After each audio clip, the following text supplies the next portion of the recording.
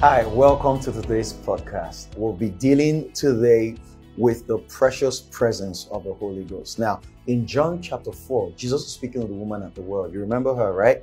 He said to her, when she was saying to him, I perceive that you're a prophet. Our father said you have to worship God on this mountain. You Jews say that you have to be in Jerusalem. What a classic conversation they held on that day. But stay with this.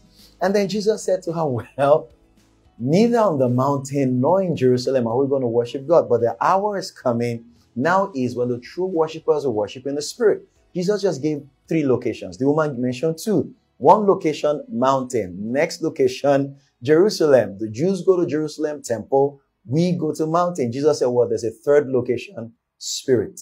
Not mountain, not Jerusalem, in the Spirit. So I know very many times we believers, say, oh, when I get into my room, I pray better in my room. Yes, because you're conditioned to, not because that's where God really answers prayer. Or maybe when I go to prayer at church, God might answer me. Yes, because you're conditioned to, but not the place now. The location is the Spirit. Oh, that precious presence of the Holy Ghost. Now, where can I find Him?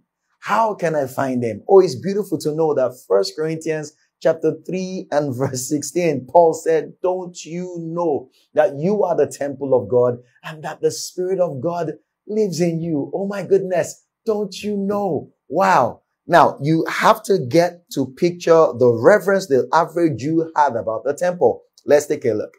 The tent of Moses, already, tent of meeting, the tabernacle, they can't access it except it was time for worship. Even when they were bounced, kept outside. The priest had where they could go and where they could never go beyond. The high priest had where he had to enter only by appointment once a year. Now, what made that place special? Because there was the Ark of the Covenant that had the mercy seats there, the tables, of the commandments, the 10 commandments. It was precious. It was holy. Nobody could get there. So David says, wow, I was glad when they said to me, let us go to the house of God. But isn't it good to know that now you are the house of God? Not the mountain, no longer Jerusalem, but in the Spirit. And the day you got born again, God moved into you. You became the temple of God. You became the house of God. You remember when David was going to build that house for God and God said, no, listen, I've never wanted to live in a place built for me by man. I will build myself a place. So you wonder, where did God build? Was it Solomon's temple? No. God recreated your spirit and built for himself a new house. And then he moved into you. You are the temple of God. So 2 Corinthians 6 and 16 says, I will dwell in them. The precious presence of the Holy Ghost lives in you. I believe you got something there. So see you next episode.